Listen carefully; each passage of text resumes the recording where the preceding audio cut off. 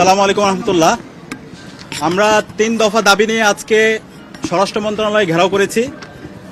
ইতিমধ্যে আমাদের একটি মিটিং হয়েছে। আমরা আমাদের দাবিগুলো আপনাদের সামনে উত্থাপন করছি। আমাদের 1 নম্বর দাবি, আমাদের ভাই উসমান হাদির উপর গুলিবর্ষণের সঙ্গে জড়িত প্রত্যক্ষ হামলাকারী, পরিকল্পনাকারী ও সহায়তাকারী সকল সন্ত্রাসীদেরকে গ্রেপ্তার করতে হবে।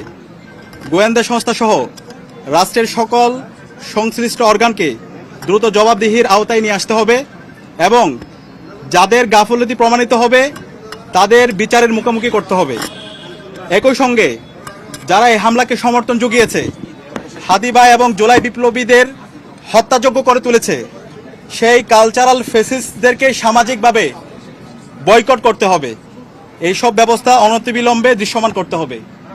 2 নম্বর দাবি, আগামী 48 ঘন্টার মধ্যে নিষিদ্ধ লীগের বিরুদ্ধে এলাকাভিত্তিক চিরুনি অভিযান শুরু করতে হবে। নিষিদ্ধ ঘোষিত সংগঠনের বিভিন্ন স্তরের সকল সন্ত্রাসীদেরকে গ্রেপ্তার করতে হবে এবং সব ধরনের অবৈধ অস্ত্র উদ্ধার করতে হবে। এই বিষয়ে সরকারের অবহেলা আমরা সহ্য করব না। 3 নম্বর দাবি, ভারতীয় আধিপত্যবাদের বিরুদ্ধে প্রথম ও অপরিহার্য পদক্ষেপ হিসেবে খুনি হাসিনাকে দেশে ফিরিয়ে এনে তার বিরুদ্ধে মানবতা বিরোধী অপরাধে প্রদত্ত রায় কার্যকর করতে হবে। গণহত্যাকারী সন্ত্রাসীদের আশ্রয় দেওয়ার প্রতিবাদে ভারতের সঙ্গে কূটনৈতিক সম্পর্ক পুনর্বিবেচনা করতে হবে।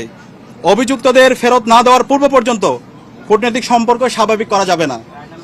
এই দাবি অনতিবিলম্বে না মানা হলে এবং আইন শৃঙ্খলা পরিস্থিতি দৃশ্যমান পরিবর্তন না দেখাতে পারলে স্বরাষ্ট্র উপদেষ্টা, আইন উপদেষ্টা এবং পররাষ্ট্র উপদেষ্টাকে পদত্যাগ করতে হবে। এই 3 দফা দাবি আমরা জানিয়েছি এবং একই সাথে আমরা গতকাল থেকে বাংলাদেশের সকল ছাত্র সংগঠন, সিভিল সোসাইটি, সাংবাদিক এবং জুলাইয়ে যে সমস্ত সংগঠনগুলো তৈরি হয়েছে, জুলাইয়ের যারা আমাদের সহযোদ্ধা ছিল, আমরা সবার সাথে গতকাল থেকে যোগাযোগ করছি, মিটিং করছি। ছাত্রদল, ছাত্র শিবির, ইন্ডিপেন্ডেন্ট অ্যাক্টিভিস্ট এবং বামপন্থী সংগঠন, ইসলামিক সংগঠন এবং সব ধরনের নাগরিক, ছাত্র এবং নাগরিকদের সাথে আমরা যোগাযোগ করেছি। আমরা সারা দেশে সবাইকে ঐক্যবদ্ধ হওয়ার জন্য আমাদের ফেসিবাদের বিরুদ্ধে, আমাদের কমন এনিমি ভারতের যে হচ্ছে যারা বাংলাদেশে দাসত্ব কায়েম করতে চায় এবং একই সাথে এই পতিত ফেসিস্টদের বিরুদ্ধে আমাদের ঐক্যবদ্ধ হওয়ার জন্য আমরা সবার সাথে কথা বলেছি এবং সকল ফেসিবাদ বিরোধী যারা আন্দোলন সংগ্রাম করেছে সবাই একমত হয়েছে এবং খুব দ্রুতই সকল ফেসিবাদ বিরোধী আমরা যারা জুলাই একসাথে নেমেছিলাম আমাদের সম্মিলিত কর্মসূচি আপনারা দেখতে পাবেন।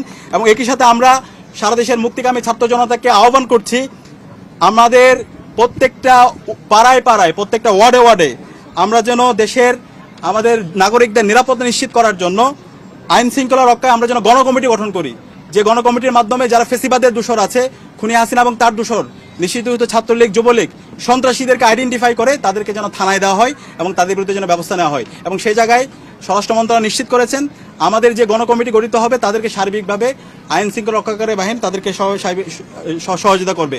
এবং যেই দিল্লি আজকে খুনি হাসিনা এবং তার দূষরদেরকে, সন্ত্রাসীদেরকে আশ্রয় দিচ্ছে এবং দিল্লি থেকে আমাদের বাংলাদেশকে বিভিন্নভাবে উত্তপ্ত করার চেষ্টা করা হচ্ছে, সেই দিল্লির সাথে আমাদের যে পররাষ্ট্র মন্ত্রণালয় আছে, পররাষ্ট্র মন্ত্রণালয়ের কূটনৈতিকভাবে তাদের বিরুদ্ধে আমাদের যে সম্পর্ক সেটাকে পুনর্বিবেচনা করতে হবে। এবং আজকে আমাদের আরেকটি বিষয় আমরা নিন্দা জানাচ্ছি, প্রধান নির্বাচন কমিশনার সে আজকে একটা মন্তব্য করেছে, যে মন্তব্যে সে বলেছে উসমান হাদির উপর যেই হামলা হয়েছে সেটা একটা বিচ্ছিন্ন ঘটনা। আমরা পুরো ছাত্র জনতার পক্ষ থেকে আমরা এই ধরনের মন্তব্যের তীব্র নিন্দা এবং ঘৃণা জ্ঞাপন করছি। আমরা দ্রুত অনুরোধ করব প্রধান নির্বাচন কমিশনারকে, আপনি দ্রুত আপনারা এই বক্তব্য প্রত্যাহার করেন এবং সেটার জন্য জাতির কাছে ক্ষমা চেয়ে আপনার জায়গা থেকে আপনি দায়িত্বশীল আচরণ করেন।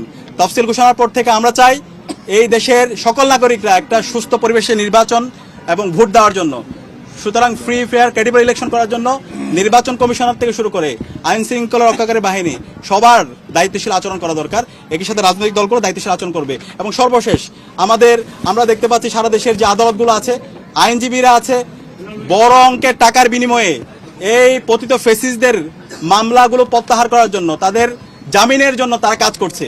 আমরা ছাত্র সমাজের পক্ষ থেকে হুঁশিয়ার করছি, এই যারা গণহত্যাকারী এবং শিশু হত্যাকারী এবং যারা আমাদের ভাই বোনদেরকে মেরে রক্তাক্ত করেছে, এই সন্ত্রাসীদের পক্ষে যারা অবস্থান নেবে তাদেরকে আমরা সামাজিকভাবে বয়কট করব এবং তাদের তালিকা আমরা সামাজিকভাবে সবাইকে জানিয়ে দেব।